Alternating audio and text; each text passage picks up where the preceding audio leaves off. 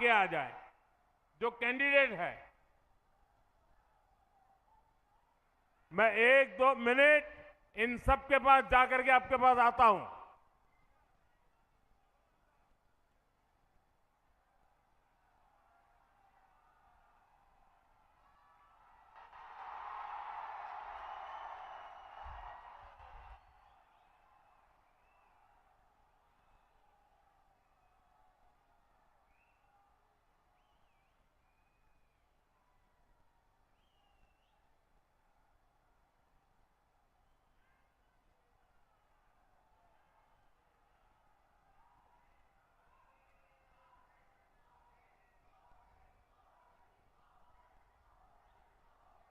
कूच बिहार के मेरे प्यारे भाई और बहनों, सोबाई के आमी नमस्कार जानाई, सोगो के जानांग मोर दोंडोबोत। कूच बिहार की इस पवित्र भूमि से मैं मदन मोहन ठाकुर जी, बाणेश्वर महादेव और गोसानीमारी कामटेश्वरी के चरणों में प्रणाम करता हूं। इस धरती की महान संताने ठाकुर पंचानन वर्मा, चिलाराय और सत्येंद्र नारायण मुजुमदार, बंगाल की ऐसी सभी महान विभूतियों को भी मैं नमन करता हूं। साथियों, कुछ दिन पहले राजधानी कोलकाता के ब्रिगेड ग्राउंड से मैंने बंगाल में परिवर्तन महाअभियान की शुरुआत की थी।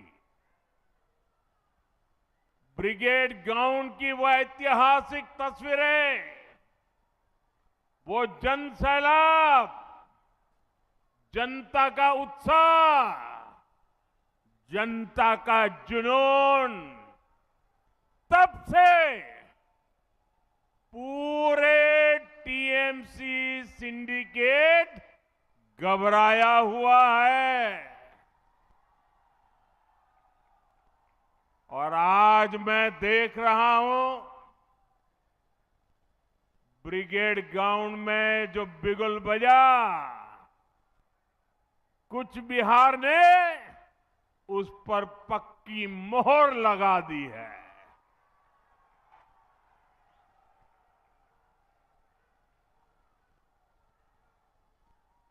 इस माहौल और हुजूम ने ये पक्का कर दिया है, टीएमसी के पापों का घड़ा अब भर चुका है। पूरे बंगाल में इस समय एक ही आवाज गूंज रही है, पलटानो दोरकार, पलटानो दोरकार, पलटानो दोरकार। भाइयों बहनों, आज कूच बिहार में जो दिख रहा है, ये आप सबका विश्वास है। मैं आज हेलीकॉप्टर से उतरा, जो भी वहां साथी रिसीव करने आए थे, मैं नमस्ते करता था और वो एक ही बात बोलते थे, अरे मोदी जी जीत जाएंगे, अरे मोदी जी जीत जाएंगे। हर एक, और हेलीपैड से यहां आने तक ऐसा माहौल मैंने देखा, अच्छे अच्छे रोड शो भी फिक्के पड़ जाए, ऐसा उमंग और उत्साह देखा। और ये भी मैं इस मैदान में पहले भी आया हूं, लेकिन ये तो सारे रिकॉर्ड तोड़ रहा है। ये विश्वास है उज्जवल भविष्य के लिए, ये विश्वास है नए बंगाल के लिए, बीजेपी की नई सरकार के लिए। मैं इस आशीर्वाद के लिए आप सबको, पूरे बंगाल के मेरे भाइयों बहनों को सर झुका करके प्रणाम करता हूं। मोई तुमार गुलर मानसी आसोंग, तुम्हार आशीर्वाद আর ভালোবাসা मोर ताकत। साथियों, इस बार बंगाल में एक और टीएमसी का भय है और इसका मुकाबला करने के लिए आपके पास भाजपा का भरोसा है। एक और टीएमसी के कटमनी और करप्शन का भय है, दूसरी ओर विकास को तेज रफ्तार देने वाली भाजपा का भरोसा है। एक और घुसपैठ कराकर विदेशियों को यहां बसाने का भय है, दूसरी ओर घुसपैठ रोककर सारे घुसपैठियों को बंगाल से बाहर करने का भाजपा का भरोसा है। एक और बदलती डेमोग्राफी से अपनी ही जमीन पर आजादी छीनने का भय है, दूसरी ओर अपनी माटी पर गर्व के साथ सिर उठाकर जीने का अटल भरोसा देने वाली भाजपा है। एक और सिंडिकेट राज में अपनी संपत्ति लूटने का भय है, दूसरी ओर सिर पर पक्का घर और जमीन के मालिकाना हक का भरोसा है। एक और संदेश खाली जैसी बहनों की चीखें और बेटियों पर होता निर्मम अत्याचार है, दूसरी ओर नारी शक्ति को सुरक्षा, सम्मान और सशक्तिकरण की मोदी की गारंटी है।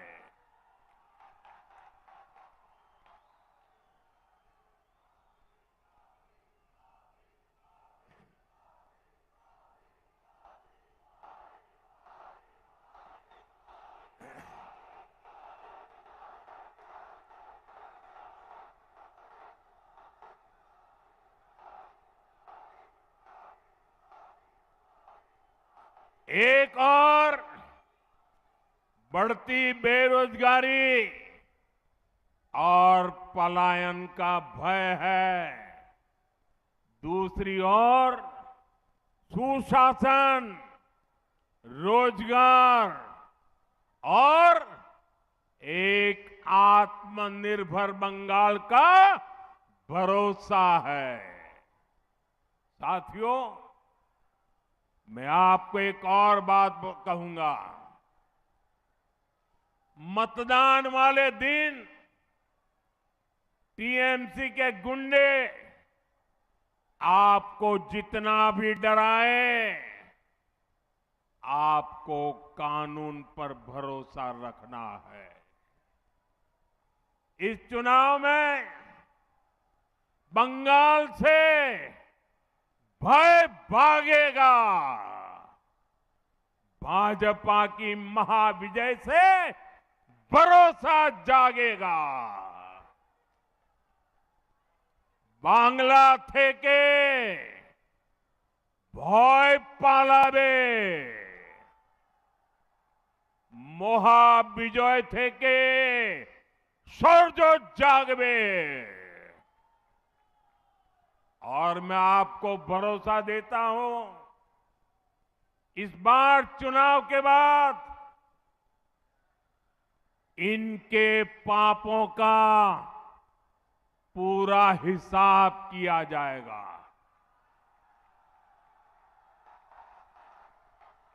चुन चुन के हिसाब किया जाएगा।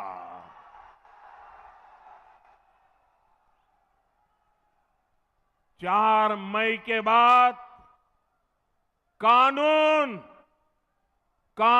अपना काम करेगा।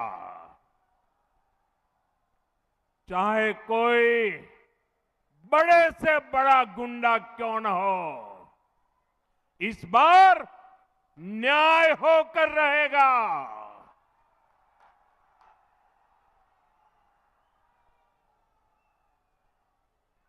एक बात मैं आपको और बता दूं,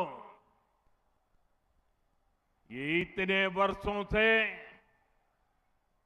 बंगाल की जनता का पैसा लूटा गया है। हर भ्रष्टाचारी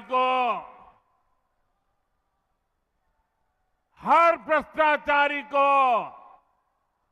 ये जो लूटा हुआ पैसा है ना, वो जनता को लौटाना ही पड़ेगा।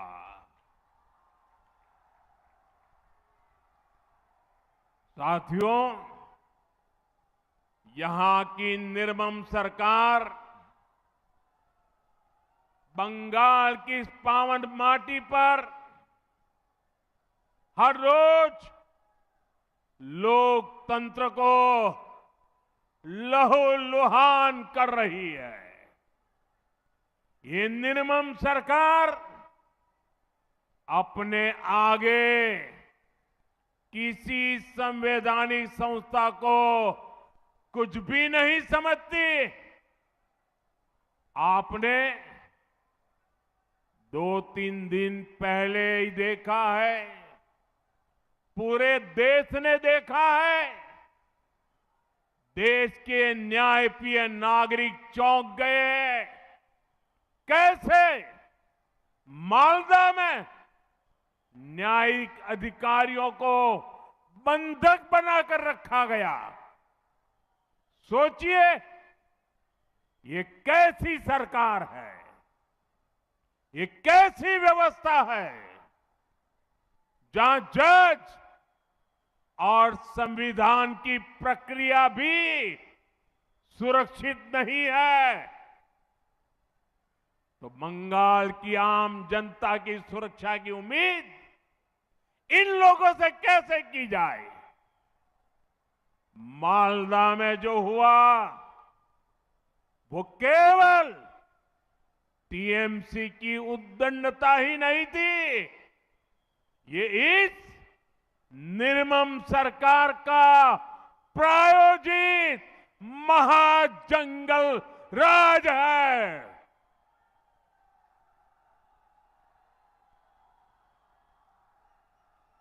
महाजंगल राज है। ये टीएमसी जब न्याय का शिकंजा कसता है तो संवैधानिक संस्थाओं का गला घोंटने का काम करती है। और अब तो हालात इतने खराब हो चुके हैं कि देश की सर्वोच्च अदालत सुप्रीम कोर्ट को भी दखल देना पड़ रहा है। हर कोई देख रहा है कि टीएमसी बंगाल में कानून व्यवस्था का जनाजा निकालने पर तुली है। साथियों, हमारा बंगाल शक्ति पूजा की धरती है।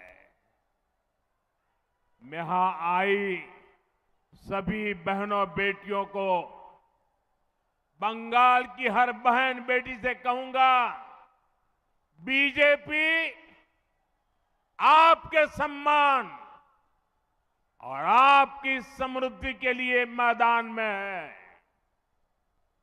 बीजेपी सरकार आएगी तो महिलाओं के सच्चे सशक्तिकरण का रास्ता खोलेगी और यह हमारा ट्रैक रिकॉर्ड है। इसलिए आज पूरे देश में बहनों बेटियों की फर्स्ट चॉइस बीजेपी है। साथियों, अभी तक केंद्र की बीजेपी सरकार ने हर प्रकार की मूलभूत सुविधाएं बहनों तक पहुंचाई। देश की 3 करोड़ बहनों को लखपति दीदी बनाया, लेकिन ये बहुत आवश्यक है कि देश के लिए होने वाले फैसलों में भी महिलाओं की भूमिका और अधिक बढ़े। इसलिए हमारी सरकार ने लोकसभा और विधानसभा में महिलाओं के लिए 33% रिजर्वेशन देने का कानून बनाया था। पश्चिम बंगाल सहित देश भर की बहनों को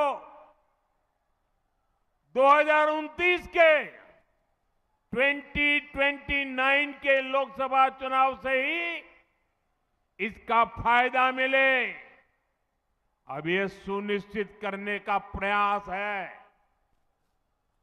इसलिए सरकार ने 16, 17, 18 अप्रैल को संसद का विशेष सत्र रखा है। माताओं बहनों का यह हक 40 साल से लटका हुआ है। अब और ज्यादा देरी ठीक नहीं है।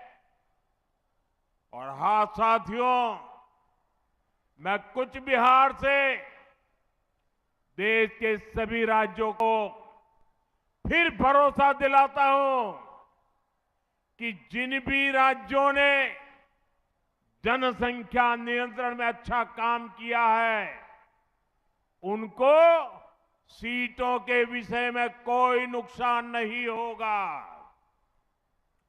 सभी का फायदा ही होगा। सभी राज्यों की भागीदारी और सबके अधिकार सुरक्षित रहेंगे। हम संसद में इस पर पक्का ठप्पा लगाना चाहते हैं कि महिलाओं के लिए अतिरिक्त सीटें बढ़े, ताकि राज्यों को इसका बड़ा फायदा मिले। साथियों, ये पूरे देश का काम है, ये किसी एक दल का काम नहीं है।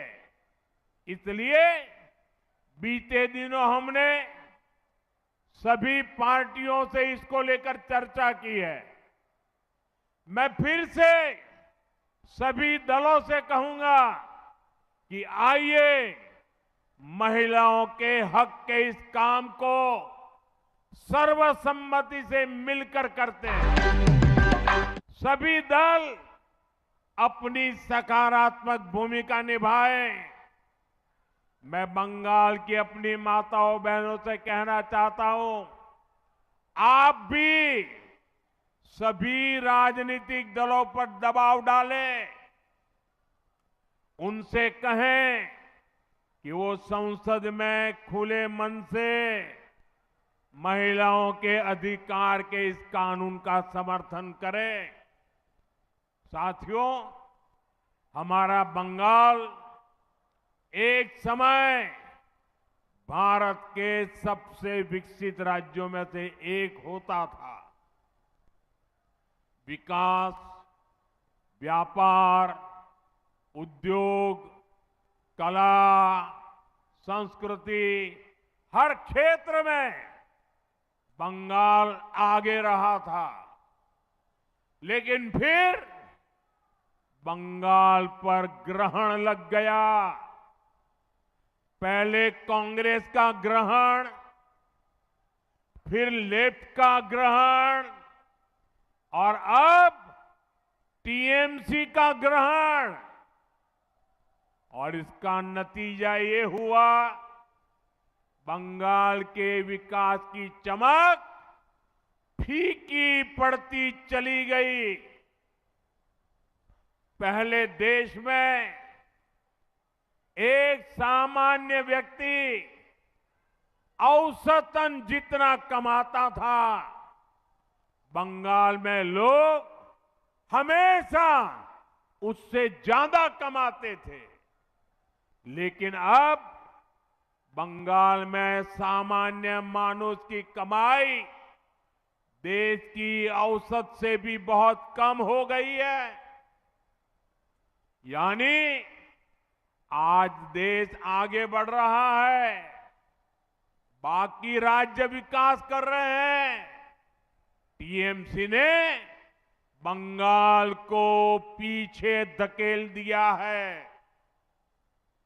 देश के अधिकांश प्रदेशों में नए नए उद्योग खुल रहे हैं, लेकिन बंगाल से फैक्ट्रियां बाहर जा रही है।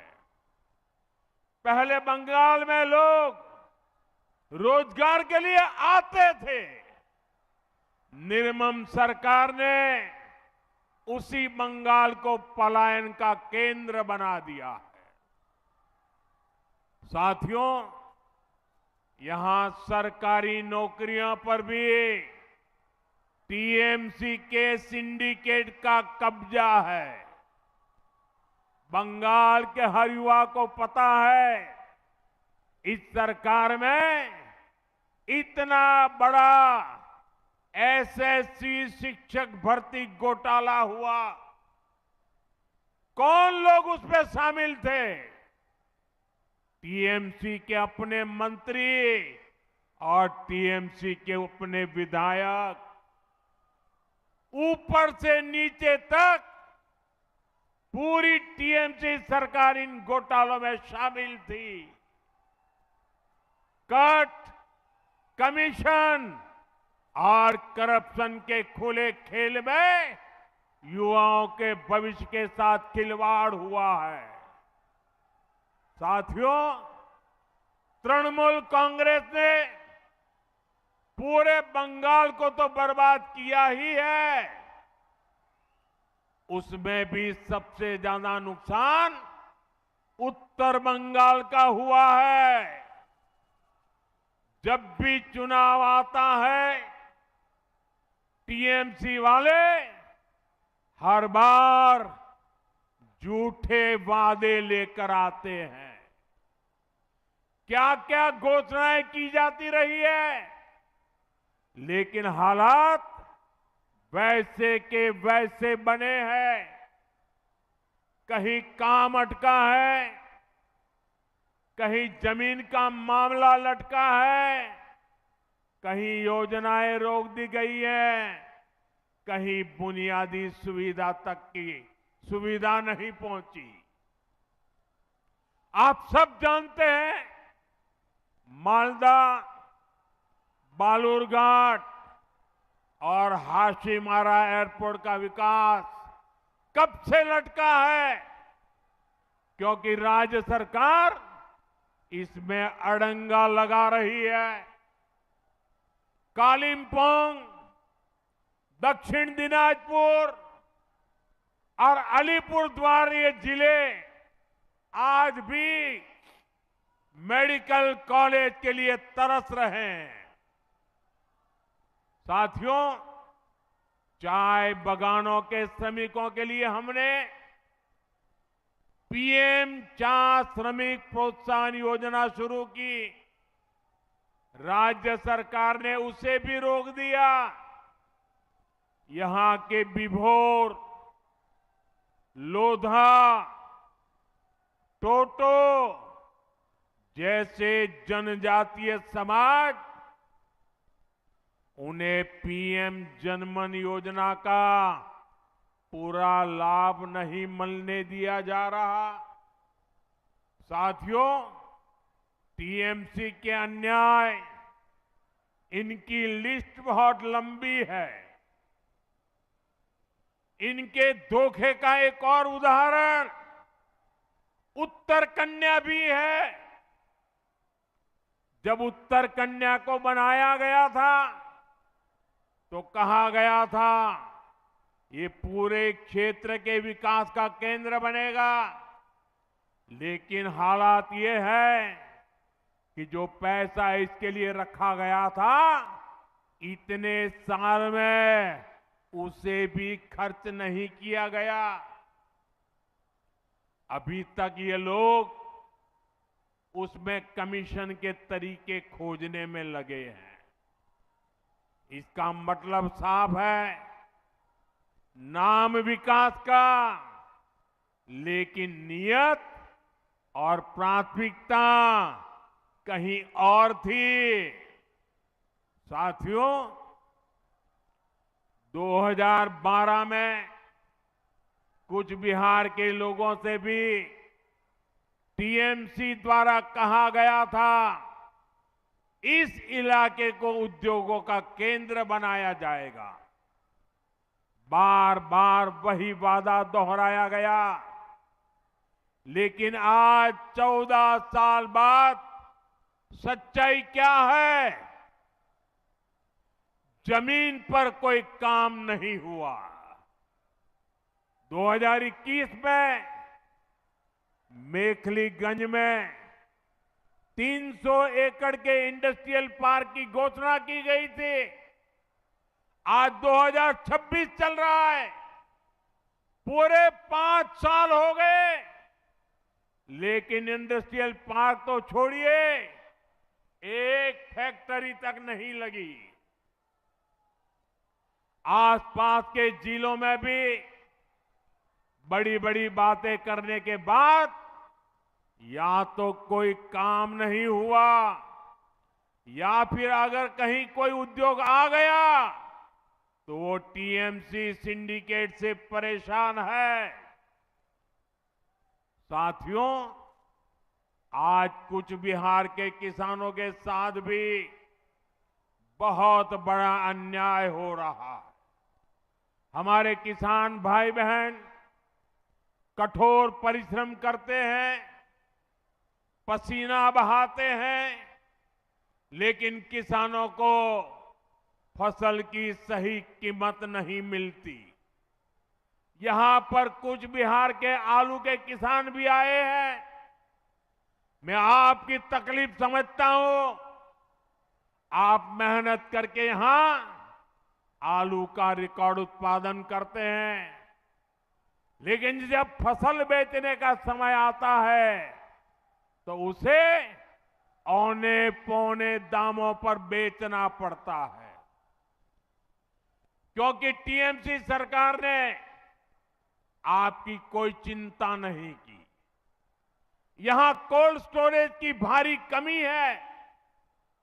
आलू चिप्स बनाने जैसा कोई उद्योग नहीं जो बड़ी मात्रा में आलू खरीद ले, इसलिए फसल सड़ने लगती है, किसानों को नुकसान होता है। भाइयों बहनों, किसानों के लिए बेहतर जीवन और बेहतर अवसरों का काम केवल बीजेपी ही कर सकती है।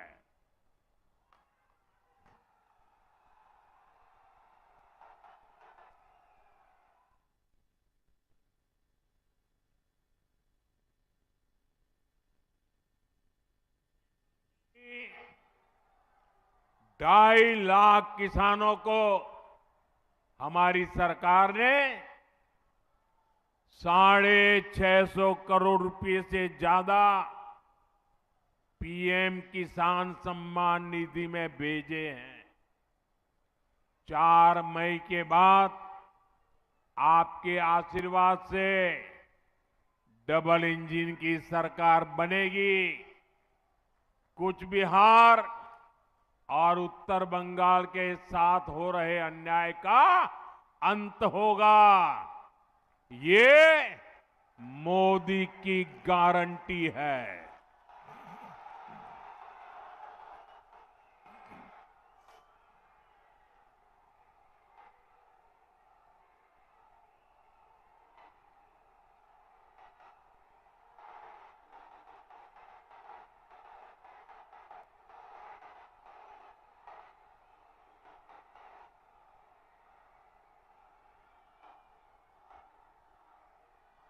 कूच बिहार এবং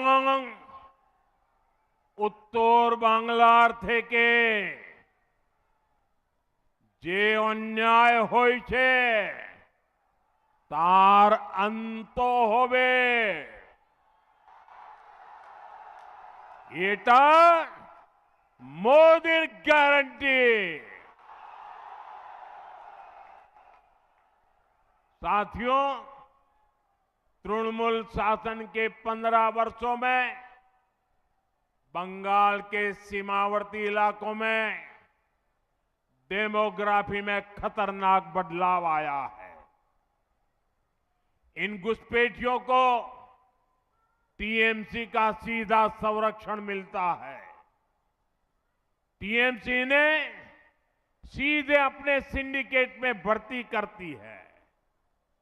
इनसे बंगाल के लोगों की सुरक्षा को बड़ा खतरा पैदा हो रहा है। इसलिए भारत सरकार घुसपैठियों की पहचान कर उन्हें बाहर निकालने के लिए काम कर रही है। भारत ही नहीं, दुनिया के बड़े बड़े देश इस समय गैर कानूनी घुसपैठियों को अपने यहां से निकाल रहे हैं। बड़े बड़े देश निकाल रहे हैं।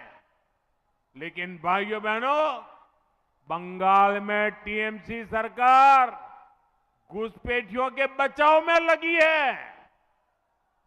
इसलिए ये तृणमूल वाले एसआईआर का विरोध कर रहे हैं ताकि घुसपैठियों की पहचान न हो सके। उल्टा टीएमसी सीएए को रद्द करने की धमकी दे रही है। यानी जिन शरणार्थी हिंदुओं को नागरिकता मिली है, ये उनकी नागरिकता छीनेंगे। और वो नागरिकता ये किसको देंगे? अवैध घुसपैठियों को। क्योंकि इन घुसपैठियों को टीएमसी अपना वोट बैंक मानती है। भाइयों बहनों, तुष्टीकरण के इस खेल में बंगाल की महान पहचान को बदला जा रहा है।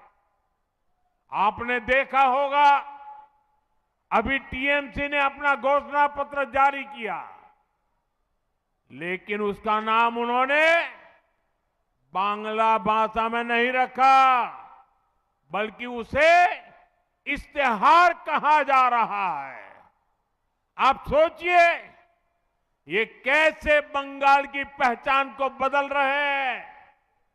आप जानते हैं ना, इश्तेहार का इस्तेमाल बंगाल में किस लिए हुआ था?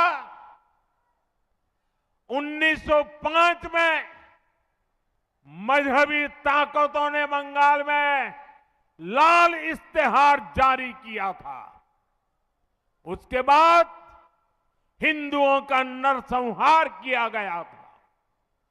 टीएमसी हमें उसी की याद दिलाना चाहती है। आपको भूलना नहीं है, यहां निर्मम सरकार में खुलेआम धमकी दी रही है। कि एक खास मजहब के लोग बंगाल में हिंदुओं का रहना मुश्किल कर देंगे। तुष्टीकरण का ऐसा घिनौना खेल बंगाल के सम्मान और बंगाल की संस्कृति को मिटाने का ऐसा षड्यंत्र, लेकिन अब बहुत हो गया। अब बंगाल की पहचान बदलने वालों की विदाई बंगाल ने तय कर ली है। এইবার বাংলার পরিচয় বদলানোর চেষ্টা যে করছে তার বিদায় হবে।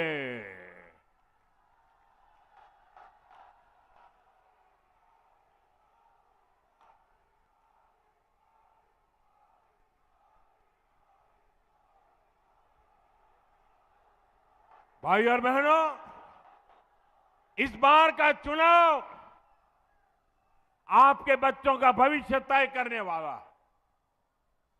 ये चुनाव महत्वपूर्ण है, इसलिए इस बार वोट बंगाल के भविष्य के लिए दीजिए। आप अपना वोट अपने खेत से कमाई के लिए दीजिए। आप अपना वोट अपने घर की सुरक्षा के लिए दीजिए। इस बार वोट अपने अधिकार के लिए दीजिए। बीजेपी उम्मीदवार को वोट देकर परिवर्तन पर मोहर लगाइए।